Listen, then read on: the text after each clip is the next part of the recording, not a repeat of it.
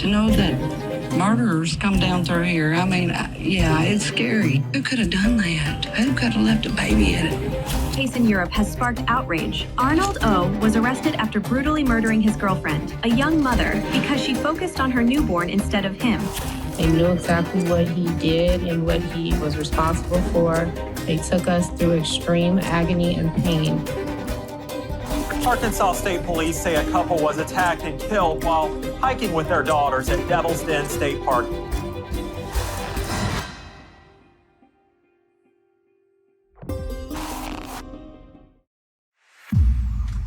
Hey True Crime Besties, welcome back to an all-new episode of Seriously.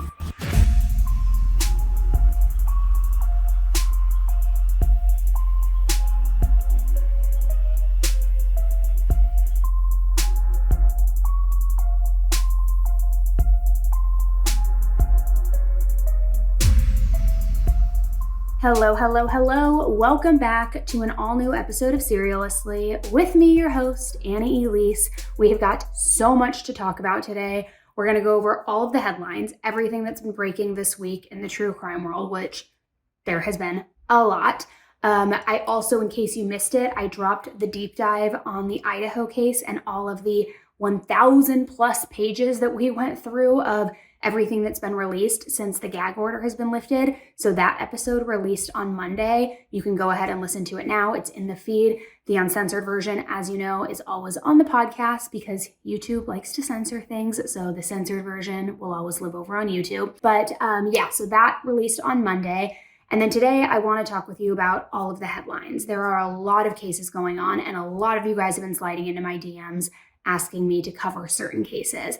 And there's one particularly that we're going to dive a little bit deeper into today because not only have so many of you guys been requesting it, but it's been on my radar and I've been researching it and I just feel like we need to talk about it. And it's the case that's happening in Tennessee where the 4 people were brutally murdered, yet there was an infant left right there on the lawn in the car seat. I mean, there's so much we need to talk about. We also are going to be talking about updates in the Arkansas case and the 2 hikers who were murdered and the arrest that's been made. We're going to be talking about some disgusting creeps who dismembered, then another one who took a selfie with the baby after he stabbed his girlfriend over 100 times. I mean, look, there is no shortage this week in like scum of the earth human beings. And unfortunately, even if you're having a good week and a good day, I'm probably going to ruin that right now because these cases are never easy to hear, right? But it is important that we talk about them.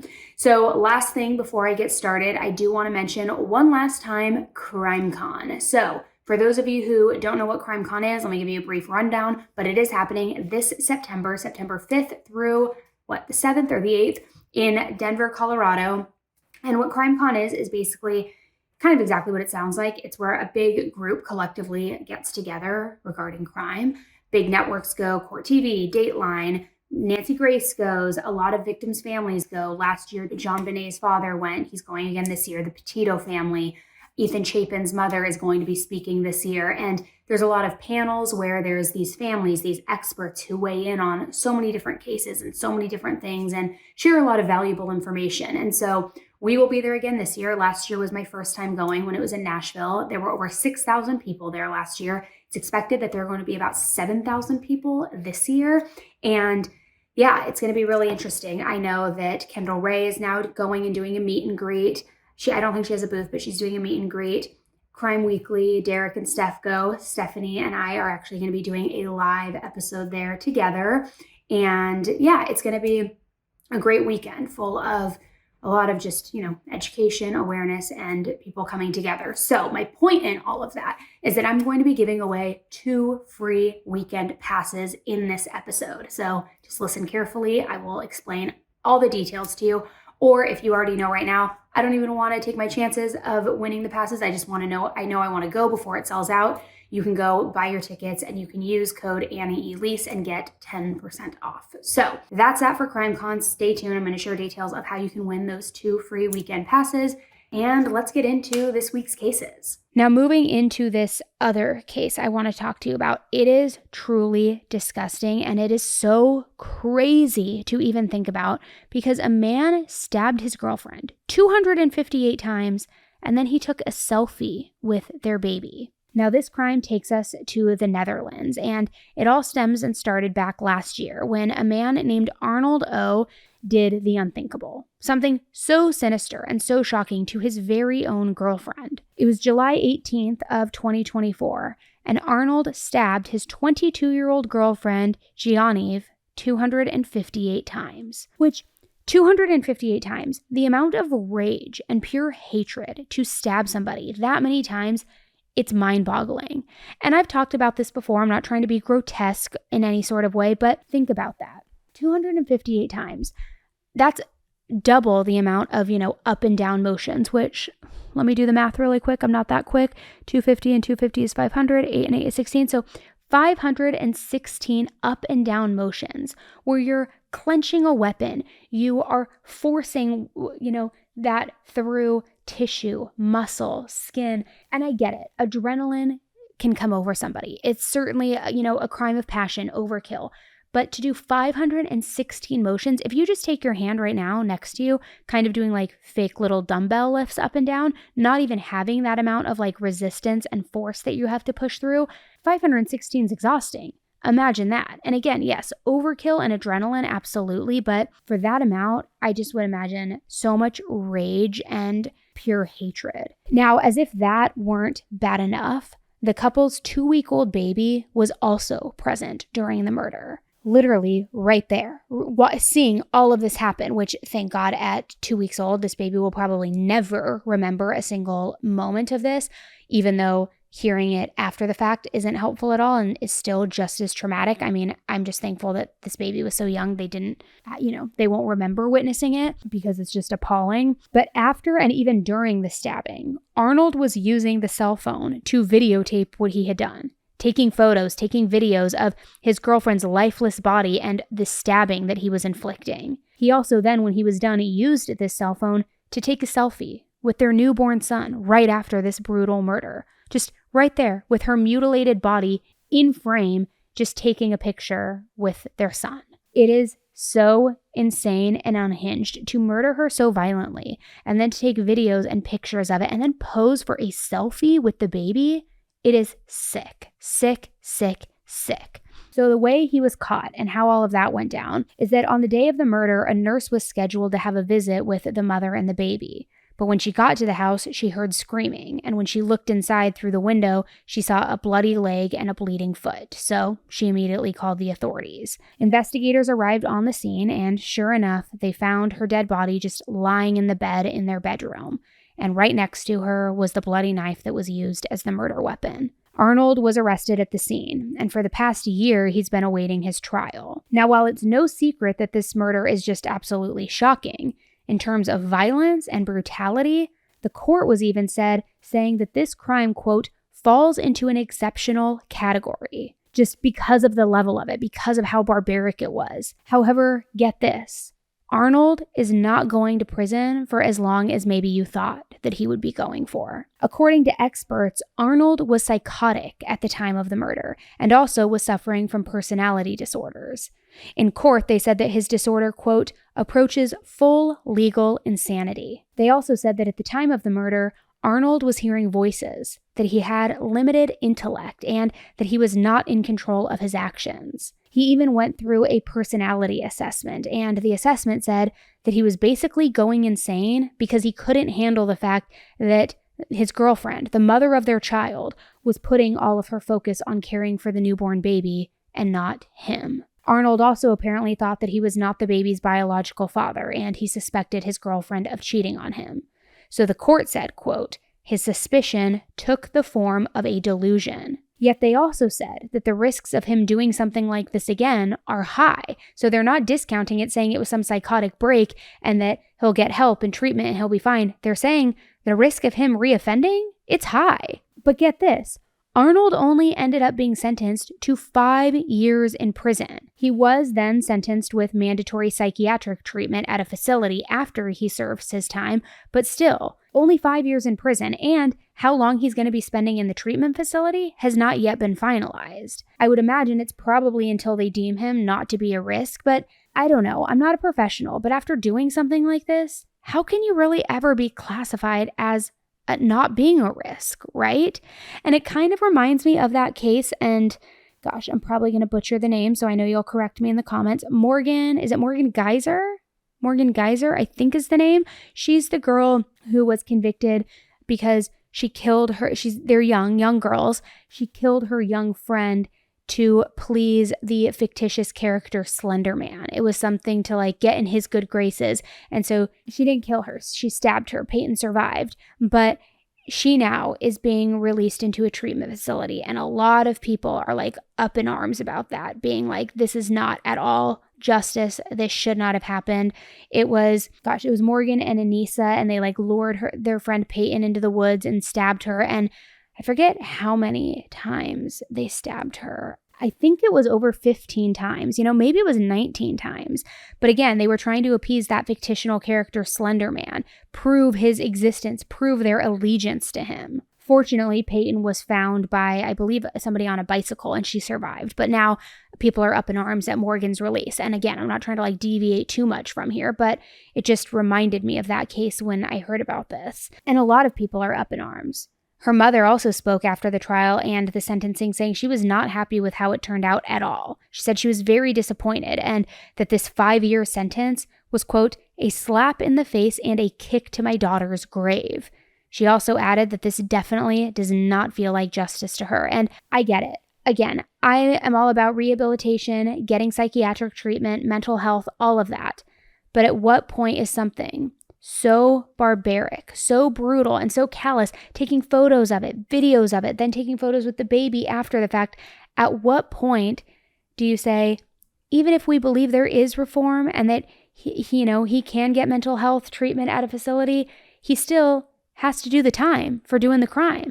And whether that's 10 years, 15 years, 20 years, 25 years, life, whatever it is, 5 years, that does not seem at all like justice to me. That's my opinion. But what do you think? Do you agree with the sentence? I mean, this baby now has to grow up without a mother and like learn of this as they get older. It's just so horrific. And unfortunately, we have a lot of other very horrific cases to talk about today. All right, now I want to give you guys an update in a case that we covered not too long ago. It's a few episodes back, and it's the Sade Robinson case, because Maxwell Anderson, the man convicted of this 19-year-old beautiful girl, Sade, he has been sentenced to life in prison without the possibility of parole. Now, if you're not familiar with the case, let me refresh your memory a little bit, but a warning, it is absolutely horrific, and it is a total dating horror story.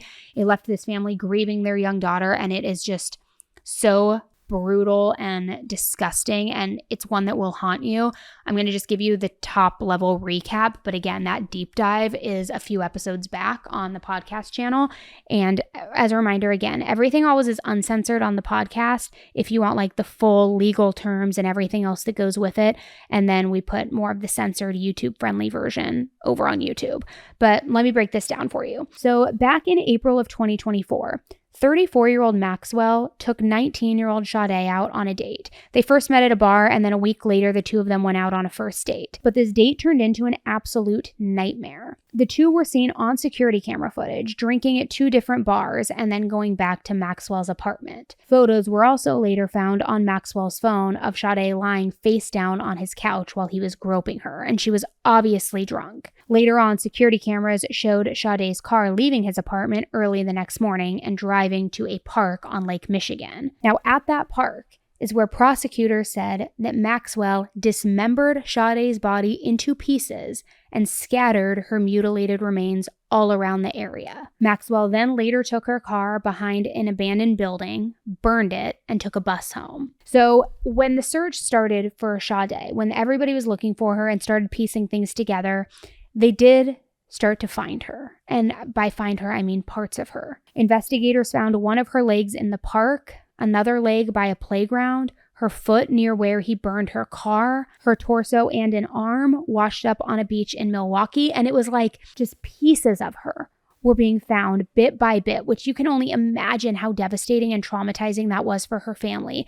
But even worse than all of that, her head is still missing. It still has not been recovered. And again, we go into all of this in the full episode, and it's way more grotesque than you can even imagine, like the date, his aftermath, everything. But the point being that he was arrested, and an informant also had told the prosecutors that Maxwell had showed him these murder tools and the murder location about a month before the killing, indicating that it was premeditated. This informant also said how Maxwell confided in him about his whole plan, about how he'd carry out this murder, how he would dispose of her body, and how, he was planning this sick and twisted thing. So as I said, Maxwell was arrested a few days later, and he was charged with first-degree murder, mutilating a corpse, and arson.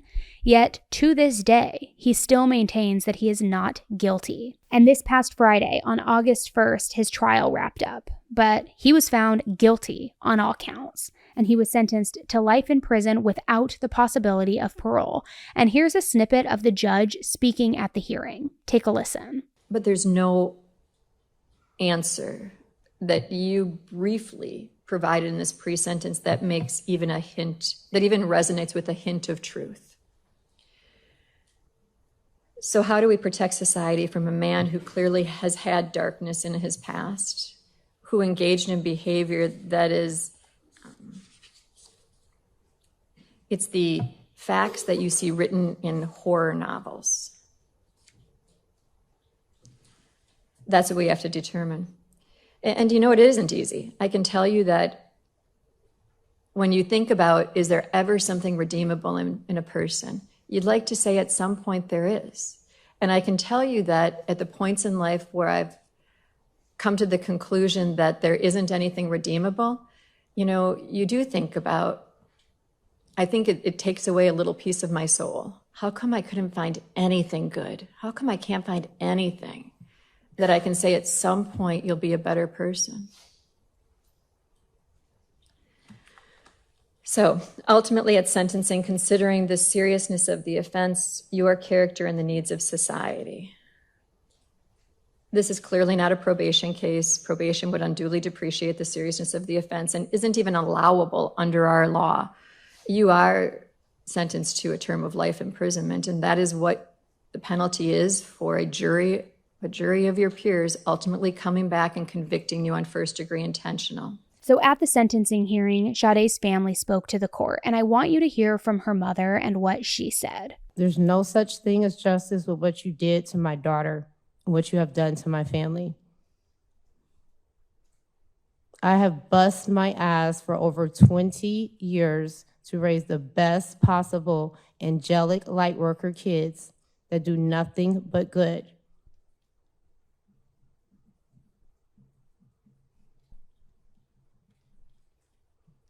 My daughter had to cross your demonic path.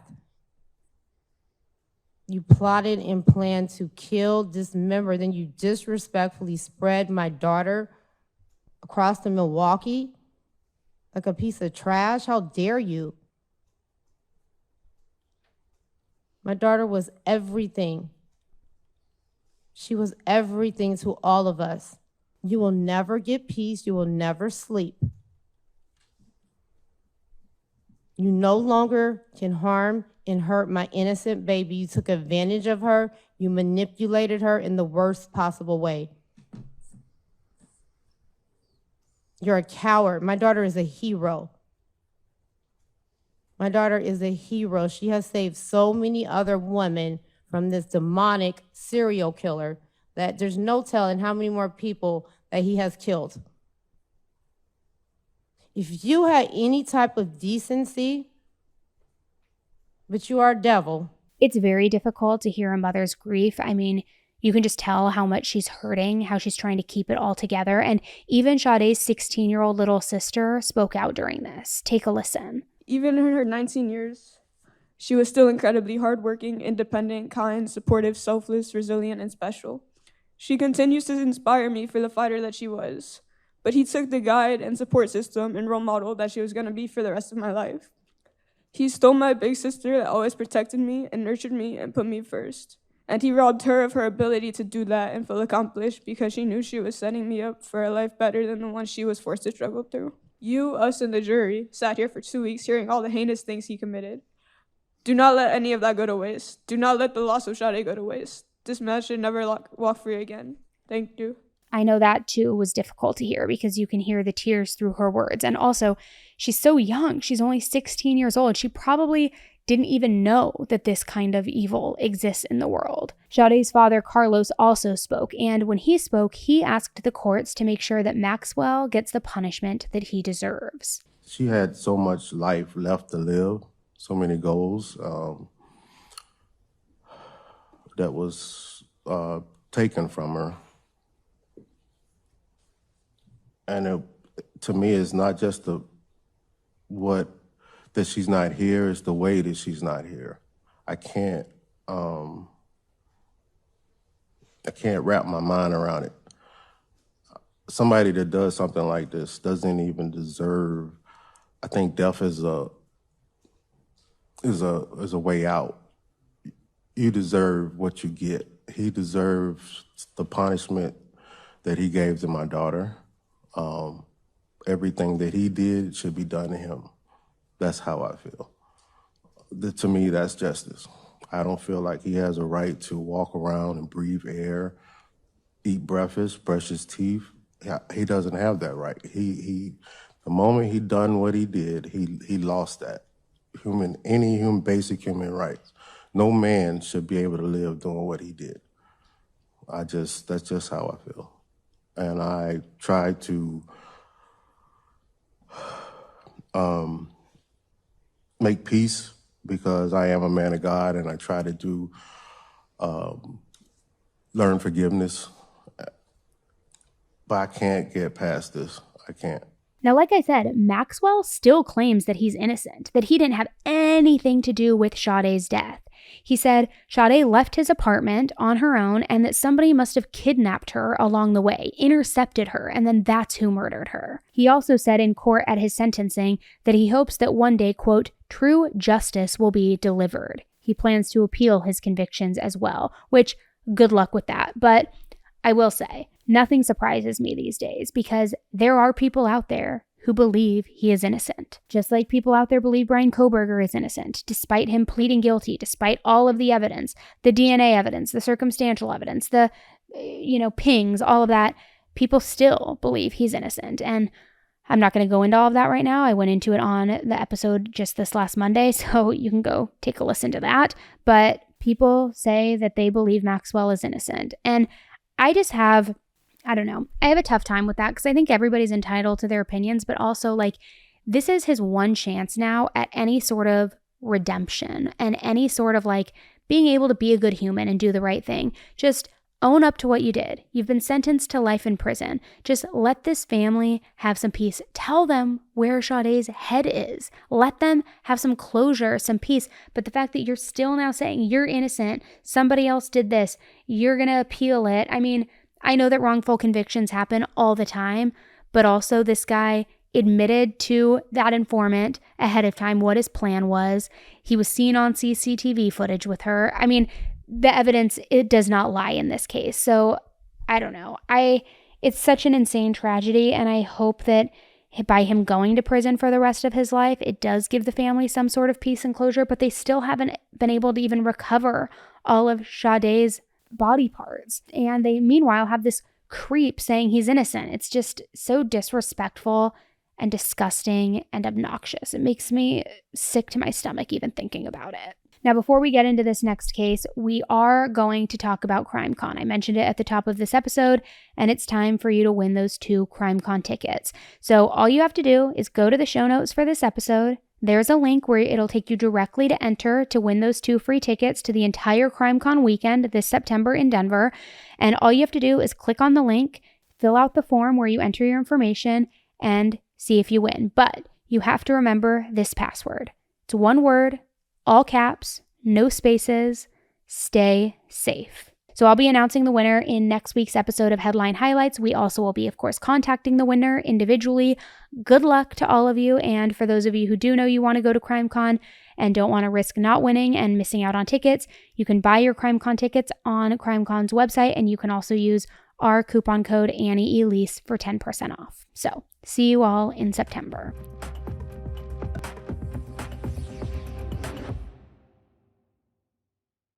Look, it's no secret, kids can be very picky eaters, and my kids are. I'll be honest. I try to get them good nutritional things, and break out all the new things, having them try it. But a lot of the times too, I just go to the Dino Nuggets because it's Old Faithful, they love it, and, mom shame me later. But I will say this, because I know that they are picky eaters, I do try to make sure that they're getting all of the vitamins, the minerals, the superfoods, the supplements, all of the things that they need to grow into little healthy people through vitamins. But the tough thing is a lot of these vitamins are just like gummy junk. It's kind of like candy in disguise. A lot of the vitamins have like 5 grams of sugar. They stick to their teeth. It's just like additives, all of these things. And about 8 months ago, through this podcast, I was introduced to Hiya Health, and these vitamins, I am telling you, I know you hate the word, but they are a game changer. They have 0 grams of sugar. It's this super powered chewable vitamin, and they taste so good. And it also was formulated with the help of pediatricians and nutritional experts. It's pressed with a blend of 12 organic fruits and veggies, then supercharged with 15 essential vitamins and minerals, including vitamin D, B12, C, zinc, folate, and so many others that support energy, brain function, mood, concentration, teeth, bones, you name it. It's also non-GMO, vegan, it's dairy-free, allergy-free, gelatin-free, nut-free, everything else that you can imagine. And my kids love them. When we first got them, it's pretty cool. They send you these customizable bottles for each kid with like a sticker pack. They get to decorate them. They get to make them their own. Then it takes the stress out of parents and having to rebuy and run out, and they send you the refills directly to your door. So for my kids, it was fun because they got to decorate the bottles, make them their own, and then now we just pop the refills in every time they arrive. So it's like they came for the bottles, they signed on and accepted it for the bottles, but they stayed for the taste, and it puts my mind at ease because I know that they're actually getting good stuff in their body that they need. And if you're also ever tired of battling with your kids to eat their greens, Hiya now has Kids Daily Greens Plus Superfoods, which is a chocolate-flavored greens powder designed specifically for kids that's packed with 55 whole food ingredients that supports brain power, development, digestion.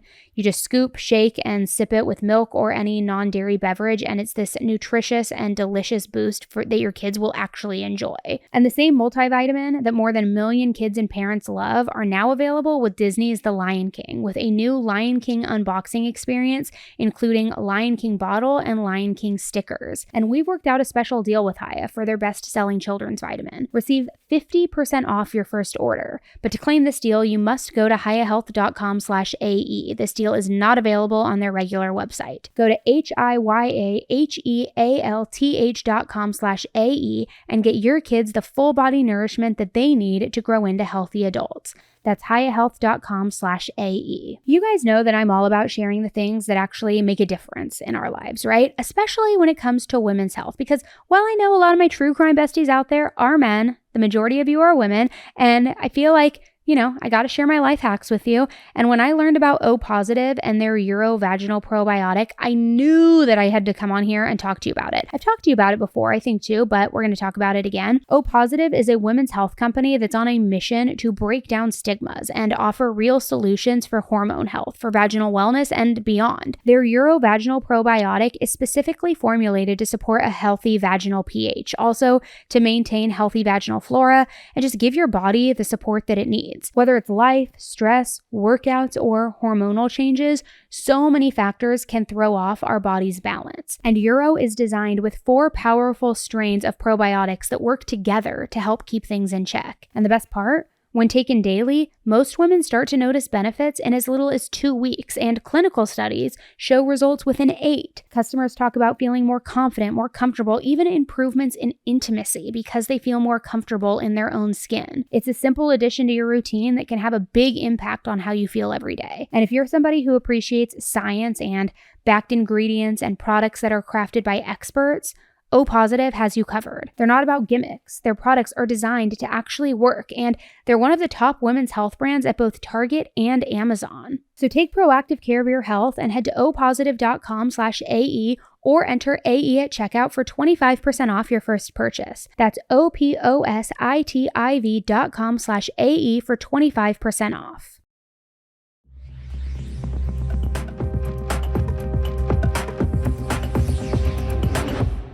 Now let's move into this next case, and it's also an update of the Arkansas case that we talked about last week. And we have some major updates in this case, but as a reminder for those of you who haven't been following it, back on July 26th, 43-year-old Clinton Brink and his wife, 41-year-old Kristen Brink, went on a family hike with their 2 young daughters, who are only 7 and 9 years old. They were at Devil's Den State Park and just having a nice family hike when all of a sudden their lives were changed forever. A man jumped out of nowhere and attacked the parents, fatally stabbing Clinton and Kristen right in front of their 2 daughters. Now, thankfully, the girls were unharmed, and we got a little bit more information of why and how, but this guy, this creep who murdered their parents, got away, and he remained on the loose for days. Attacked a male and a female on Devil's Den hiking trail, and then took off in a small black sports car with tape over the plate, and we suspect the suspect of injuries due to the witness seeing the suspect stab one of them. Be on the lookout for a white male suspect wearing black gloves,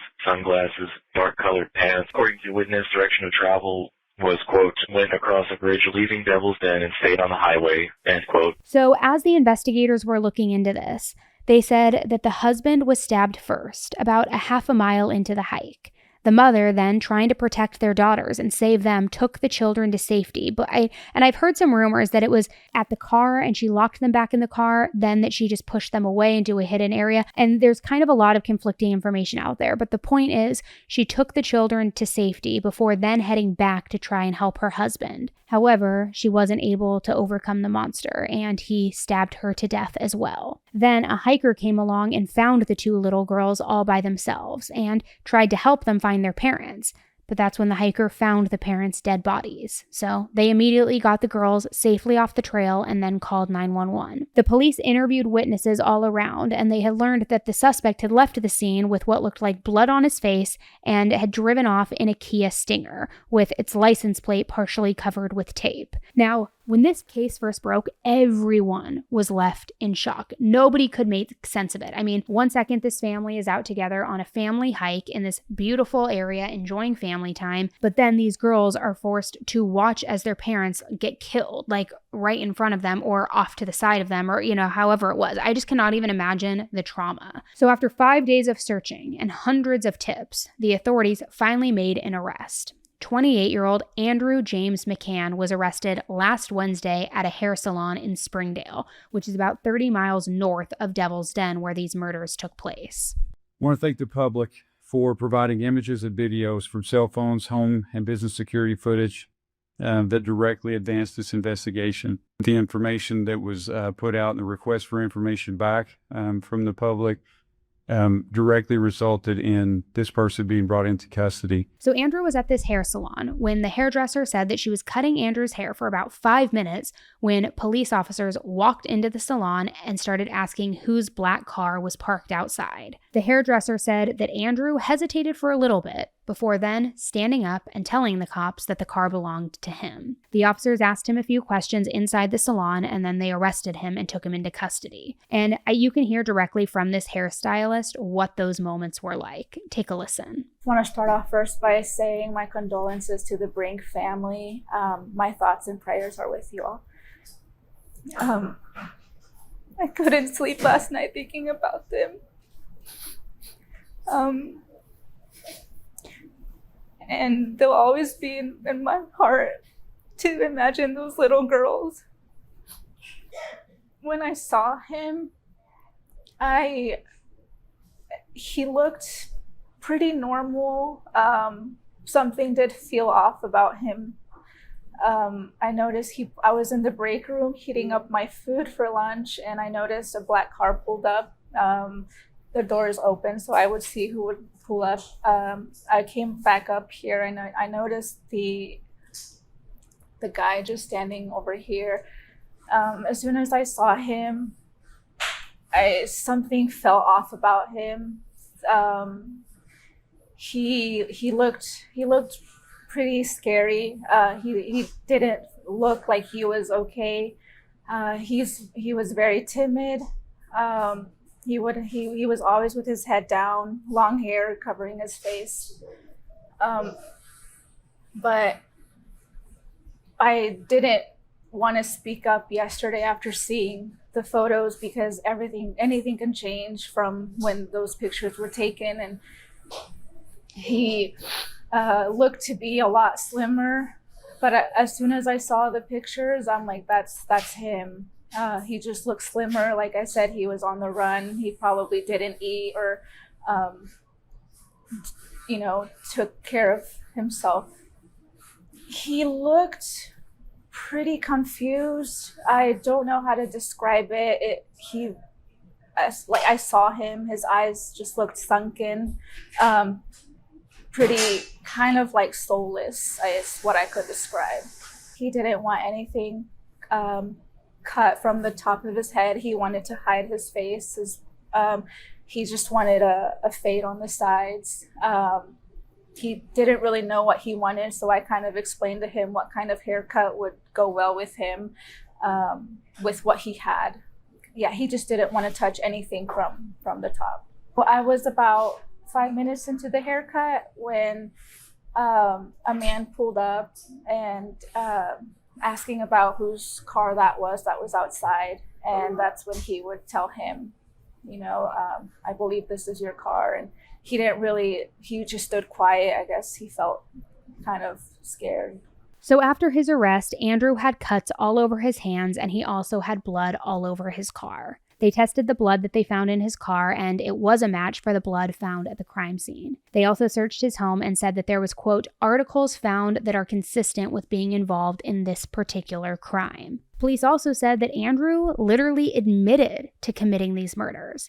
However, they still have no motive. They don't know why he did this. They don't even know if Andrew knew the Brink family before the killings. It all looks like some kind of random act of violence. We're not going to talk about his motive right now. We're still exploring and to determine exactly what that motive was. So it'd be a little premature for us to speak on that tonight. He just recently moved here and had gotten a job to work at a local school here. Now, in a very unsettling detail that we learned, Andrew is a teacher who moved to Arkansas from Oklahoma. He had worked in several schools and he had just taken a new job in Springdale Public Schools in Arkansas, but he hadn't started yet because the school year hasn't started, right? But as this information came out, a lot of information started to surface about his background as a teacher and allegations of grooming and favoritism and how he would always be hyper fixated on the girls in the schools and in his class. One parent who knew Andrew as a teacher at their school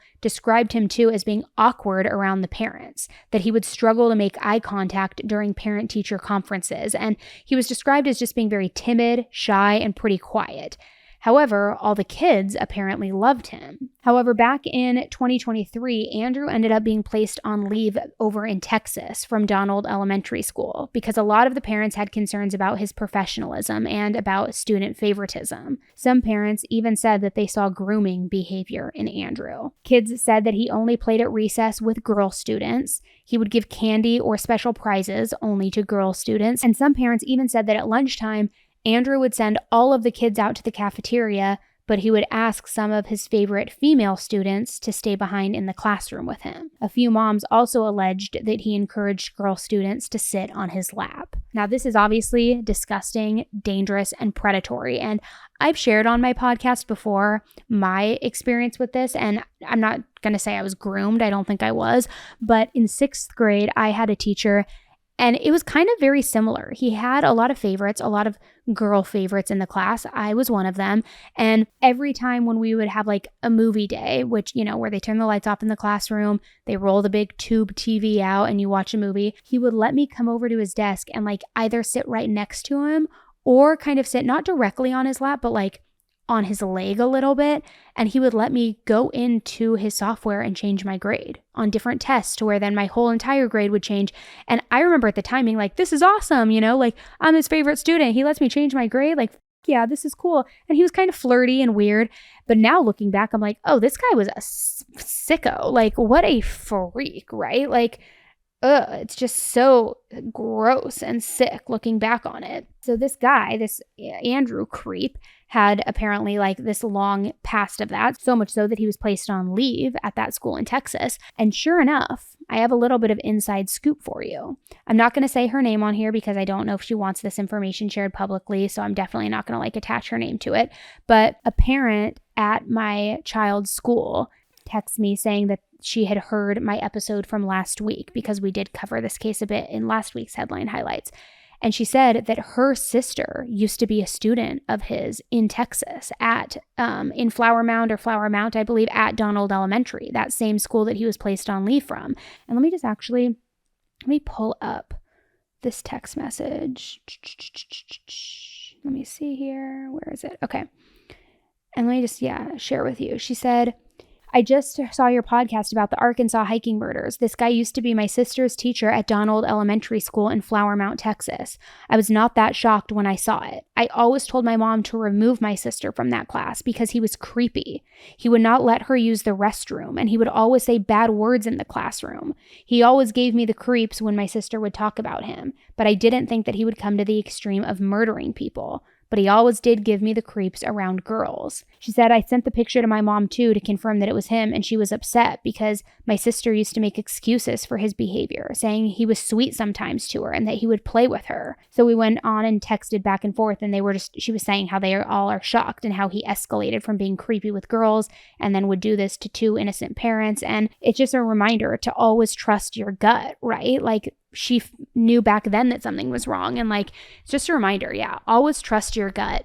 And something else, while a lot of information is still surfacing about this, we don't know the connection, we don't know the motive, but I can't help but wonder, with his track record of, predatory behavior, alleged grooming behavior, and his just fixation on young girls, we know that these two parents were there with their daughters, 7 and 9. Could he have been targeting the girls or watching them from afar or doing something and then attacked the parents for some weird reason?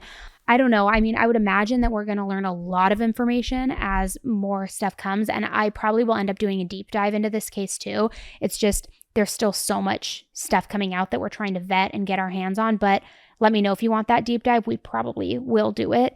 But I can't help but wonder if he did have this like hyperfixation on girls for years and years and years, and we know there were 2 young girls on that hiking trail with their parents, like, how does that tie into it? Was he mad at the parents and angry because they had what he couldn't have?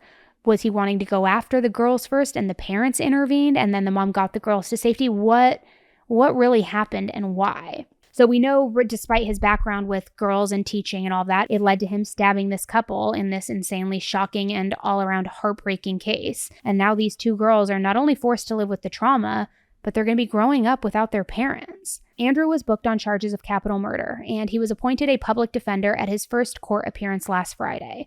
As of right now, he's being held without bond, and the prosecution said that they will not be waiving the death penalty. They are going to go after him with all their might. But as I said, the investigation is still ongoing, and even still, the trails at Devil's Den are closed at the moment. So I definitely will be keeping an eye on this for updates and see what happens when he goes to trial, see what other information we learn, and, do a deep dive when we're ready. So make sure you're following the podcast so that you don't miss that. Like I said, you might have already been hearing about this because it's been all over the news, but the case that we're going to be talking about is about a man named Austin Robert Drummond. And trust me, there is a lot to go over. Now, Austin was a 28-year-old man from Tennessee. He's about 5'10", 190 pounds. He had blue eyes, short, dirty blonde hair with like the short beard and mustache. And I'll be honest, at a plain glance, Austin really just doesn't stand out very much. Kind of basic. But if you look at his criminal record, it definitely makes more of an impression because Austin had a lengthy criminal record, some going all the way back to 2014. So much so that when he was still a minor, he was convicted for armed robbery. He was sentenced to prison in Jackson, Tennessee. And while he was in prison, he definitely was not like a model prisoner or a happy camper by any means. Not that people in prison are happy campers, but you get what I mean. But he got over 24 disciplinary violations while in prison. Ultimately, in 2020, he ended up having his parole hearing, but he was denied early parole. He also, during his time there, allegedly threatened the jurors and the victims at his hearing, just kind of like this garbage human being, right? And all around, authorities saw Austin as pretty aggressive, violent, even high risk. So because of that, he stayed in prison, but only for 4 more years. In September of 2024, after serving a 10-year sentence, Austin was released from prison. But I will say he was only out on bond because he allegedly tried to kill someone in December. But nonetheless, this man was allowed to leave and go back to his hometown. He was now free to walk the streets. And here's a snippet from a press conference from just last Friday where the authorities explain his rap sheet and everything that it entails. Take a listen. Austin Drummond was convicted in Madison County several years ago for an aggravated robbery. He was sentenced to the Tennessee Department of Corrections, and he was housed at Northwest Correctional, which is in Tiptonville in Lake County. He completed that sentence. So it's what we call flattening the sentence. So he doesn't actually come out on parole or probation. He's just released because he's done all of his time in prison. While he was in prison, he received other charges. We actually took him to grand jury in Lake County because since it occurred at the prison, then it was in our jurisdiction. He had some drug charges that we indicted him for. And then shortly after that, he actually was charged and indicted in Lake County for attempted first degree murder, which took place inside the prison. Because he completed his sentence, then that was just like any other sentence that a person on the street would have committed. So what happened is once he was released from the Department of Corrections, the Lake County Sheriff's Department picked him up just as they would anyone else, brought him to the Lake County Jail, and he made bond. So he has been out on bond on those charges when we think that this was allegedly committed. Now look, I know I'm not a professional, but I don't understand how somebody who has this violent history, even while in prison, and was threatening jurors and tried to kill someone in jail, why would they ever be allowed to re-enter society? How does that math? I mean, how could you release him and not think that something bad was going to happen, right? Now, I will say this though, for the next year, Austin did seem to live a pretty quiet life and pretty much managed to stay out of any serious trouble. However, all of that changed this past July. Because on July 29th, while Austin's family didn't know it yet, everything in their lives was about to be turned upside down. It was around 3:10 p.m. on July 29th when the authorities got reports of an infant that had been left in some random person's front yard. Now, not much was known about where this baby girl came from, but they knew that a dark-colored minivan had dropped off this baby, and now she was just left alone in a car seat in this random front yard. And the baby appeared to be unharmed. But of course, everybody was wondering, how the heck did she get here? Who does she belong to? What's going on? Who would just leave this baby girl on a stranger's lawn? So the authorities identified the baby and immediately started a manhunt for the baby's family. They were searching for her family for the rest of the day and just kind of looking high and low, trying to figure out what was going on and get answers. But none of that could have prepared them for the gruesome discovery that was waiting for them. Because this baby was not only left alone in some random front yard, but the baby was also left without her family for the rest of her life. About 40 miles away from where this infant was found, the authorities found the dead bodies of 4 of the baby's family members. The baby's mother and father, 21-year-old James Wilson and 20-year-old Adriana Williams, were both found dead. Also, the baby's 38-year-old grandmother, Courtney Rose, and the baby's 15-year-old uncle, Braden Williams. The bodies were found in a wooded area right off of a road in Tiptonville. And authorities didn't release exactly how all 4 of them were killed, but they did say that this was a quadruple homicide. They also didn't say exactly what it was that led them to start zeroing in on Austin as a suspect, but they put a warrant out for his arrest shortly after the bodies were found. Now, at this point, everybody's trying to make sense of what's going on, right? What's his connection? Why would he kill these 4 family members and take a baby to a random person's front yard and leave the baby there unharmed? Usually when there's these maniacs on the loose and these mass murderers, they don't stop at sparing the baby's life, which I'm glad he did. Obviously, hello, don't get me wrong, but what's going on here? What's the connection? Well, sure enough, in a Facebook post, a relative of the victims said that Austin used to date Courtney, the baby's grandmother's sister, a little while ago. So I know that was kind of hard to track. Let me just say that again. He used to date the baby's grandmother's sister. They also, though, said that it was an incredible shock to them that Austin never treated their family or the children badly. They never thought he was dangerous. The family member said that Austin, quote, literally had been nothing short of amazing to us and our kids. So how the heck did this even happen? Why would he just do this? Like, everyone was shocked and reeling, which I can't imagine how the family feels. And remember, the youngest of the victims was only 15 years old, a literal child. So this manhunt for Austin went on for 7 days. He had last been seen back near Jackson, Tennessee, but then a lot of people thought that he maybe had fled the state, maybe even getting a flight out of the area somehow. And a big reason why people thought that is not only because so many days were going by with no arrest and no leads, but it was also believed that Austin had connections to something called the Vice Lords gang. So authorities thought that, okay, maybe he's getting help from this gang to stay in the wind. The gang does have members who have been linked to murders, drugs, violent crimes, you name it. They have groups in Illinois and Tennessee as well. So, I mean, it's not unreasonable to think that. Now, we're going to get into more of Austin, but aside from Austin, 3 other people have been arrested for being alleged accomplices to Austin. Tanaka Brown and Giovanni Thomas, both 29 years old, were arrested and charged last week as accomplices in the murders, saying that they helped Austin get away and they helped with tampering with evidence. Then, just this past Monday, 23-year-old Deara Sanders was also arrested and charged as a third accomplice. So, as I said, this manhunt went on for 7 days. There was a $30,000 reward for any information that led to his arrest. They were tracking whatever they could. They ended up finding a 2016 Audi that Austin was believed to be driving. It was abandoned in Jackson. Then they found a 1998 Ford pickup truck that was also found abandoned in Dyer County, but there was still no sign of Austin. But then, just when, I don't want to say people were losing hope because they definitely weren't, but when it seemed as though there were no new updates, bam, on Tuesday afternoon, they caught him and they arrested him. Take a listen. Fox News Alert now, an update in the Tennessee manhunt. The Tennessee Bureau of Investigation tweeting just moments ago, captured Tennessee most wanted fugitive Austin Drummond is now in law enforcement custody after having been caught in Jackson. Steve Harrigan has the latest on this breaking news. Good morning, Steve.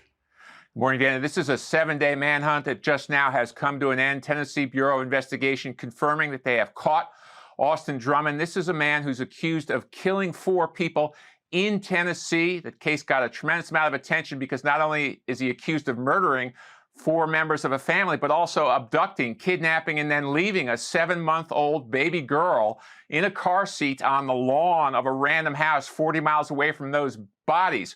We've seen recent video of Drummond on door cameras. He's often seen carrying a weapon and was carrying a large amount of ammunition as well. He has a very violent history. Just 28 years old, he's already spent more than a decade in jail. He threatened to kill the jurors in his trial. And yet somehow he was out on bond during the time of these murders. One district attorney who spoke to us from Tennessee said, this is a person who is simply not capable of living in society. Well, he's not going to be in society for any time soon if these murder charges go through. Wound up killing 4 parents of the young girl, the uncle, and the grandmother. A targeted killing. Now, Tennessee authorities say they've got their man after a 7-day hunt. Now, it's great that he has been arrested. Don't get me wrong. But we need to know why the hell this guy was even out to begin with. How did they allow this monster out on the streets again, given his track record? He had been incarcerated for so long, for so many different reasons. He had tried to have people killed. And you heard just now in that clip too, like, this is someone who cannot function in society. So how did the parole board release this guy and make that decision where now 4 people are losing their lives? Thousands of dollars was spent in taxpayer money looking for him. For what? He should have, in my opinion, been continued to be like behind bars and locked up. And it's tough. I mean, we see so many cases like this, right? Where somebody gets released or they're out on bond or whatever the situation is, and then bam, they reoffend and somebody loses their life. And here, 4 people lost their life And this 7-month-old little baby was left abandoned by herself on some stranger's lawn. It's unspeakable. And it's going to be very interesting to see what other information comes out now that he has been caught. Because this manhunt, this case, it has just left everybody in shock and with so much confusion. Not only are family and friends trying to grieve the deaths of their 4 family members and loved ones, and have even set up multiple GoFundMes to help cover those funeral costs, but they still don't have any answers. Why did this happen? Why did he choose to do this? And I just can't imagine what they're going through right now. So this investigation and this case is rapidly changing, of course, especially now with his arrest. And I know we're going to be learning more. We've already been filing for documents. We're trying to get ahead of it, but I will be keeping an eye out, and I will definitely be keeping you updated. I'm hoping that we just get the answers to all of these unanswered questions of how were these 4 victims killed? Where did he kill them? What was the motive? I mean, we'll see what happens. We'll see what we learn. So stay tuned for that. We will do a deep dive into this once we have more information. And again, as a reminder, if you're not following the podcast yet, make sure you follow so that you do not miss that update when it comes out. I know that was a lot to go over today, a lot of very, very heavy cases. So I appreciate you sticking with me. I'm going to be back with you on Monday with a huge deep dive into a case that so many of you have been requesting. So if you're not following the podcast yet, make sure you take a quick second, press whatever follow icon is in the corner, or on YouTube, subscribe so that you don't miss those new episodes as they drop. But that deep dive is coming Monday. And as a reminder, if you are listening to this on Apple Podcasts and have an extra 30 seconds, please leave a rating and review. It's a free way to support the channel and the podcast. All right, guys, thank you so much. I will be back with you very, very soon, and maybe I will see a lot of you at CrimeCon too. All right, until the next one, be nice, don't kill people, stay off hiking trails for the foreseeable future, and just be a good human. All right? Bye, guys.